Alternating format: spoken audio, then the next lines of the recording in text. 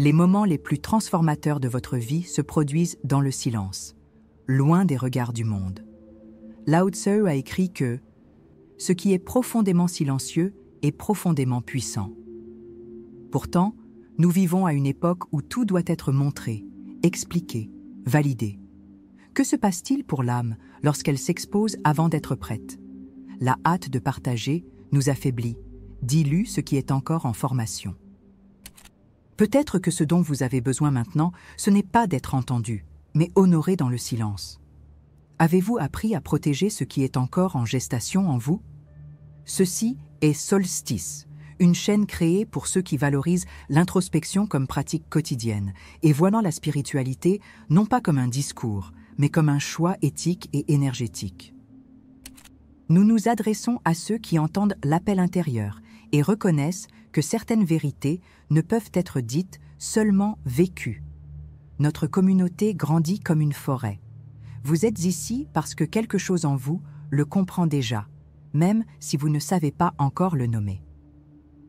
Mais savez-vous pourquoi nous ressentons le besoin d'expliquer ce que nous ne comprenons pas encore complètement? Et si, à force de trop partager, nous perdions ce que nous avons de plus précieux? C'est une question qui ne demande pas de réponse rapide. Elle demande du courage. Le courage de reconnaître que votre croissance n'a pas besoin de spectateurs.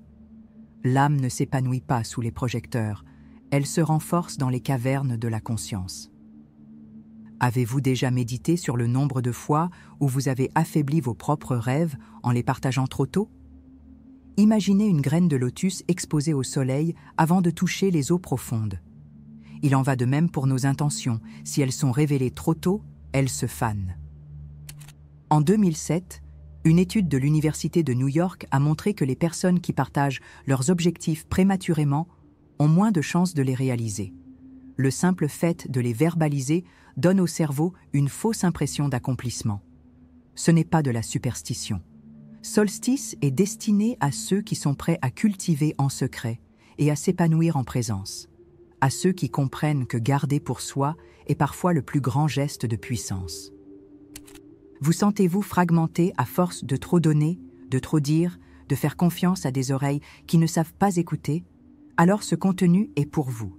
Le Tao ne promet pas de solutions instantanées, mais il initie des mouvements intérieurs irréversibles. Explorons pourquoi préserver vos processus n'est pas de l'isolement, c'est de la maturité spirituelle. Si vous vous êtes déjà senti épuisé sans raison apparente, il se peut que vous perdiez de l'énergie par des points invisibles, des mots dits trop tôt, des sentiments exposés à ceux qui n'ont pas le récipient pour les recevoir. Si quelque chose en vous réclame le silence, n'ignorez pas cet appel. Cette vidéo est une invitation à revenir au centre, là où votre énergie est sacrée et votre cheminement inviolable. Le Tao le savait déjà des millénaires avant les neurosciences. Cette vidéo est une fenêtre. Après l'avoir regardée, vous ne pourrez plus dire que vous ne saviez pas. Vous pourrez seulement choisir, nier ou intégrer. Si cet appel résonne en vous, vous savez que ce n'est pas une coïncidence. Si cet appel a fait sens pour vous, pensez à vous abonner à la chaîne Solstice et à laisser un like. Cela aide le contenu à atteindre ceux qui en ont aussi besoin. Et souvenez-vous, parfois, la plus grande preuve de sagesse, c'est de savoir écouter. Allons-y ensemble. En 1968, lors d'une retraite silencieuse dans les montagnes de Kumano, au Japon, une nonne nommée Yoko décida d'abandonner le monde extérieur pendant 90 jours. Elle avait tout perdu, son mari, son emploi, son identité. Elle portait une douleur invisible, profonde, et son impulsion naturelle fut de parler, raconter son histoire pour chercher du réconfort. Mais une maîtresse ancienne, la voyant sur le point de s'ouvrir, lui dit simplement « La douleur qui se dit avant d'être entendue à l'intérieur ne guérit pas, elle se propage. » Yoko alors se tut, et dans ce silence, elle entama le processus le plus transformateur de sa vie. Chaque jour, elle écrivait une lettre qu'elle n'envoyait jamais, un dialogue avec sa douleur, sans destinataire. Durant les 20 premiers jours, ses pensées étaient bruyantes, comme si elle luttait pour ne pas être oubliée. Elle voulait partir. Elle avait l'impression que, sans partager ce qu'elle vivait, rien n'avait de sens. Mais peu à peu, elle commença à percevoir qu'autre chose, de plus subtil, grandissait. Une présence intérieure, jusqu'alors inconnue, prit la place des mots. Le silence, auparavant pesant, devint refuge. Ce ne fut pas facile. Certains jours, l'absence d'applaudissements ressemblait à une torture. Mais elle persista. Car elle comprit que le soulagement immédiat de parler pouvait être le prix de la perte définitive d'un apprentissage plus profond. Le tournant eut lieu au 43e jour, lorsqu'une tempête violente isola le monastère et la coupa du monde extérieur. C'est dans cet isolement que Yoko eut son premier aperçu d'éveil. Elle comprit qu'une grande part de sa souffrance venait de l'attente d'être comprise. Quand cette attente s'effondra, la douleur changea de forme. Elle ne disparut pas, mais devint matière première. Le silence lui enseigna ce qu'aucun conseiller n'avait jamais pu. Voir son propre esprit comme un spectateur, non comme une victime. Elle n'avait pas besoin de parler pour se libérer. Elle avait besoin de sentir, digérer, puis transformer. Imaginez si elle avait interrompu le processus au 10e jour. Si elle avait pris le téléphone, partagé ses angoisses sur les réseaux, cherché un réconfort immédiat, rien de tout cela n'aurait mûri en elle.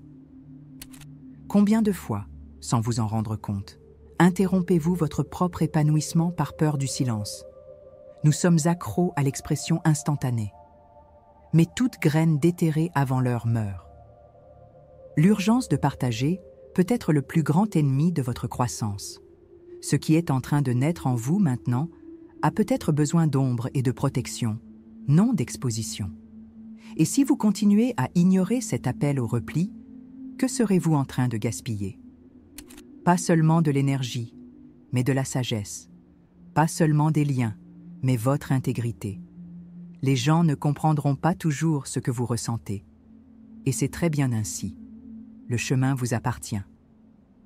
Le risque de ne pas apprendre cela, c'est de vivre éternellement en expliquant votre douleur, sans jamais la comprendre. C'est construire votre identité sur les réactions des autres et non dans le silence qui révèle qui vous êtes vraiment. Voilà le coût invisible de s'ouvrir trop tôt. On se fragmente avant d'être formé. L'histoire de Yoko n'est pas une exception. Elle est le miroir de ce que beaucoup d'entre nous refusent de voir. En se taisant, elle ne s'est pas isolée, elle s'est préservée. En faisant silence, elle n'a pas perdu sa voix, elle a trouvé une direction. Que perdez-vous aujourd'hui en ne protégeant pas votre processus? Qu'est-ce qui n'est pas encore né en vous, mais continue d'être exposé comme si c'était déjà prêt? Le monde n'a pas besoin de tout savoir, et vous n'avez rien à prouver. Il y a une puissance qui ne fleurit que dans le silence. Et il y a un moment où le silence n'est pas une fuite, mais un engagement envers quelque chose de plus profond. Si quelque chose en vous a été touché par cette histoire, continuez avec moi. Ce qui vient ensuite n'est pas à écouter uniquement avec les oreilles, mais avec tout le corps. Plongeons dans les principes qui soutiennent cette pratique millénaire. Protéger ce qui est sacré en soi. La véritable transformation commence lorsque vous choisissez d'écouter avant de parler. Sat. La sagesse silencieuse n'est pas qu'une idée abstraite, c'est une pratique aux conséquences concrètes. Et dans cette pratique, il existe 5 choses qui ne devraient jamais être partagées avant le moment juste. Elles sont comme des racines, invisibles, fragiles, mais absolument vitales pour soutenir toute transformation réelle.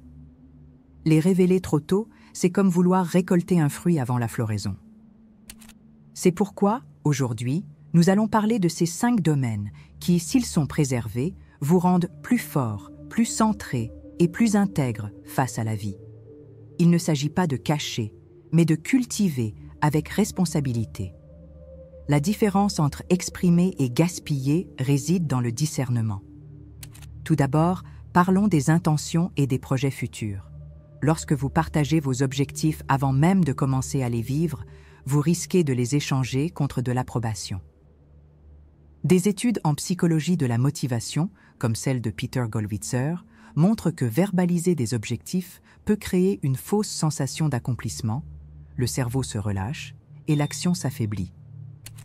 Garder votre intention, c'est protéger l'élan créatif, encore en gestation. La force du commencement a besoin de concentration, pas de spectateurs. Si vous en dites trop, vous risquez d'abandonner avant même de commencer, saboté par des doutes qui ne sont même pas les vôtres. Deuxièmement, les pratiques spirituelles et les expériences d'éveil. Les moments d'expansion de conscience sont intimes et sensibles. Lorsqu'ils sont partagés avec des personnes non préparées, ils sont mal interprétés ou tournés en ridicule. Cela mine votre confiance intérieure et déforme le sens de l'expérience.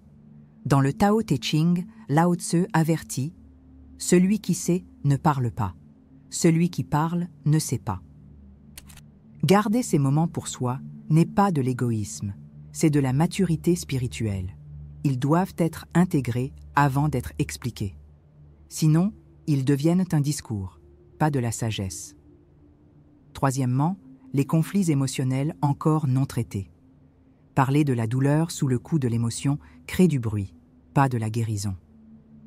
La psychologie analytique de Jung nous montre que ce qui n'est pas intégré est projeté. Partager une souffrance prématurément, c'est projeter ses blessures sur des oreilles non préparées, ce qui intensifie le traumatisme. Le silence offre l'espace nécessaire pour décanter l'expérience et distinguer ce qui est réel, ce qui est réaction et ce qui est révélation. Partager seulement après avoir élaboré, c'est un geste d'amour, envers soi et envers les autres. Quatrièmement, les actes de bonté réalisés dans l'anonymat. Faire le bien n'a pas besoin de vitrine. Selon le Dhammapada, la bonté qui cherche la reconnaissance est enracinée dans l'ego, non dans la compassion. Lorsque vous partagez vos bonnes actions pour être vus, vous transférez le mérite de l'action au regard de l'autre. Pratiquer le bien en silence nourrit l'esprit et purifie l'intention. La récompense ne réside pas dans la validation, mais dans le soulagement que vous offrez sans avoir besoin d'applaudissements. Et cela, avec le temps, devient une paix véritable. Et enfin, l'énergie vitale et les états émotionnels subtils. Toute fatigue ne vient pas du corps. Une grande part de l'épuisement provient de conversations qui nous vident. Chaque fois que vous vous ouvrez à des personnes qui ne savent pas contenir, vous perdez de la vitalité. L'attention est votre monnaie la plus précieuse et elle doit être investie avec discernement. Cela ne signifie pas se fermer, mais choisir avec clarté où, comment et avec qui ouvrir votre champ intérieur. Votre énergie doit être protégée comme on protège le feu, avec révérence, maîtrise et intention. Ignorer ces 5 points, c'est vivre vulnérable, exposé au jugement, au bruit et à la perte de puissance. Mais quand vous choisissez de protéger ces aspects, vous commencez à expérimenter un état de présence plus lucide et une clarté que peu connaissent. Vous cessez de réagir pour commencer à répondre avec conscience. La douleur de se taire au début se transforme en sagesse, celle de savoir quand parler. Et cela change tout, car vous cessez de dépendre du monde pour confirmer ce que vous savez déjà. Maintenant que vous connaissez ces 5 domaines, l'étape suivante est d'apprendre à reconnaître quand vous vous exposez sans vous en rendre compte. Si vous souhaitez vous engager dans ce changement, commentez ci-dessous. Je choisis de protéger ce qui est encore en formation. Cette phrase est plus qu'un simple commentaire, c'est un pacte avec vous-même qui résonne et se matérialise dans l'univers.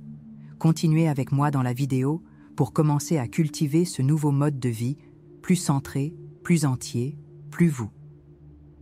La pratique de préserver les expériences intérieures n'est pas un renoncement à la vie sociale, mais un choix conscient de maturité émotionnelle et spirituelle.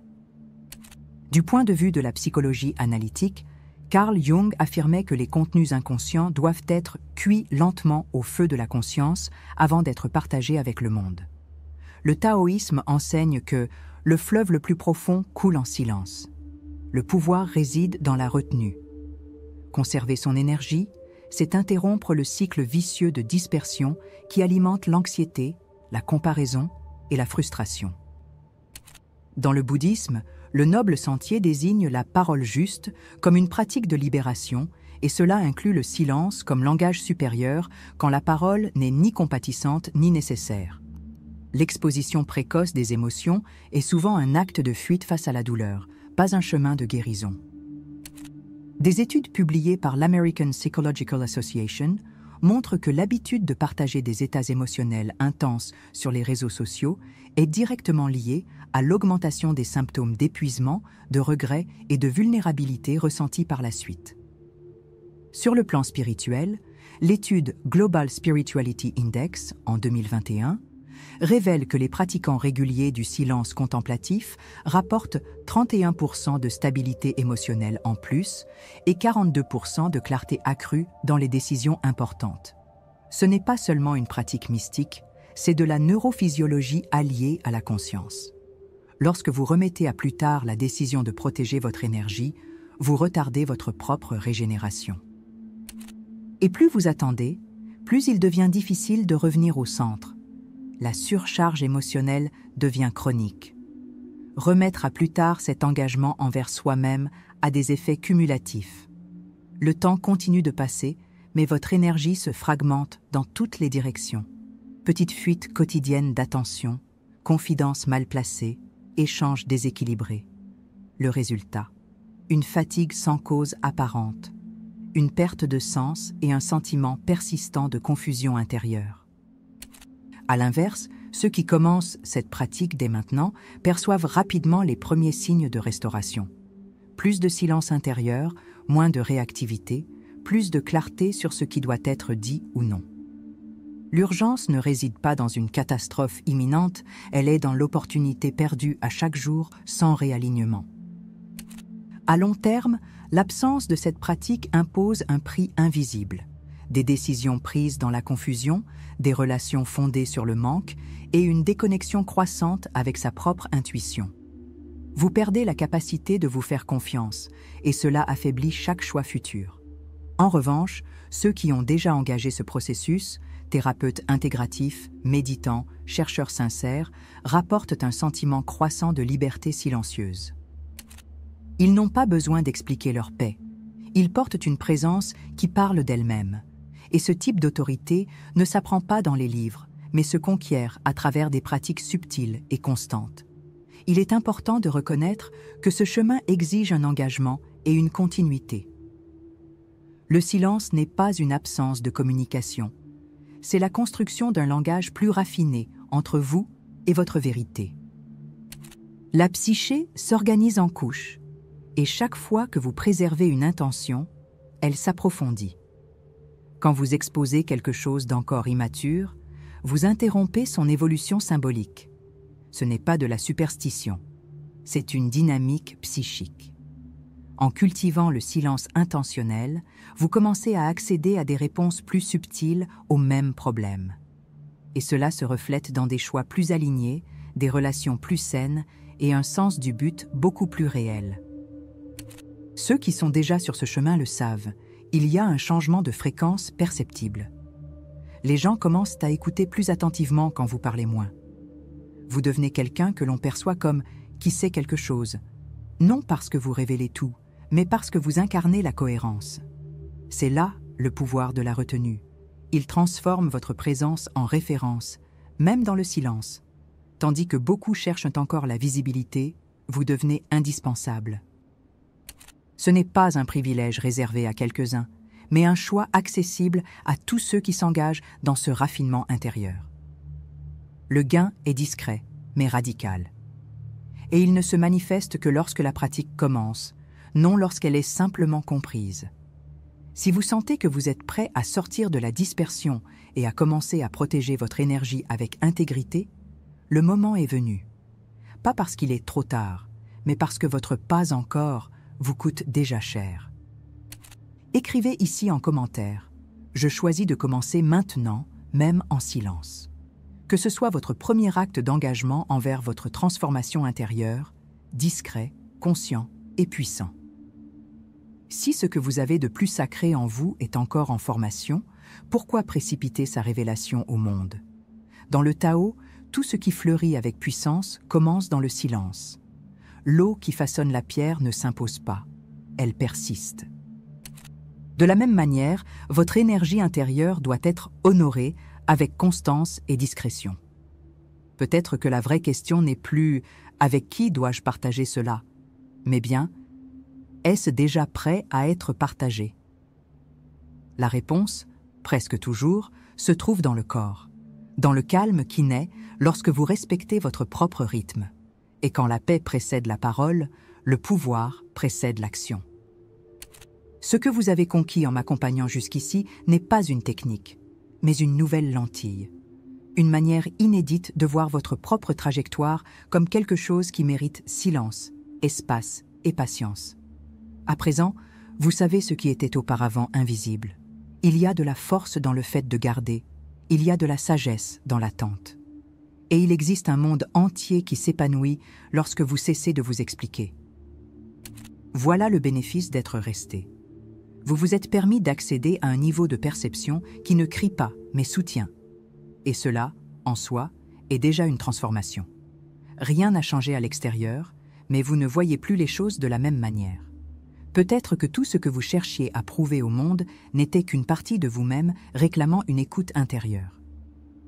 Et si, au lieu de courir partager vos douleurs ou vos victoires, vous les laissiez mûrir jusqu'à ce qu'elles deviennent silencieusement évidentes? La réponse n'a jamais été dans les mots. Le Tao ne force pas la rivière à couler.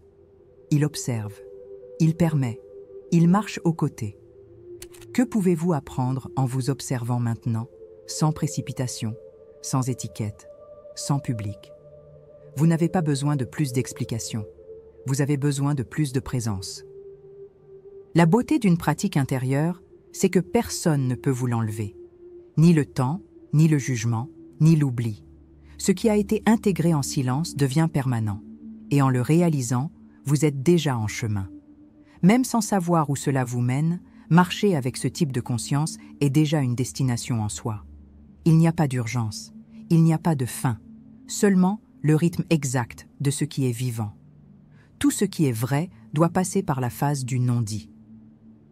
La fleur ne se précipite pas, le bambou ne rivalise pas, et le silence n'a pas besoin de traduction. Votre chemin est sacré, et le protéger est un acte d'amour. La non-conclusion est aussi une ouverture à tout ce qui reste à découvrir.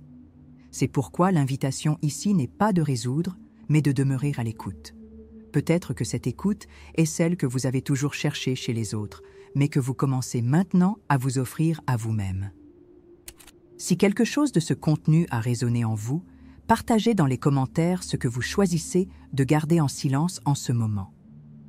Parfois, la forme d'expression la plus élevée est simplement de nommer ce que nous cultivons en secret. Votre expérience peut entrer en résonance avec d'autres qui, eux aussi, se taisent et attendent. Il y a de la valeur à marcher ensemble, même en silence. Et il y a de la force à savoir que d'autres suivent ce même chemin avec révérence et intention. Continuez à suivre ce chemin. Il reste encore beaucoup à dire, mais seulement lorsque le moment sera propice. D'ici là, que vous puissiez habiter vos processus avec la même délicatesse que celle enseignée par le Tao, sans hâte, sans bruit, et avec la certitude qu'il y a de la sagesse à garder. Vous savez où nous trouver. Et si le moment est juste, la prochaine étape viendra naturellement.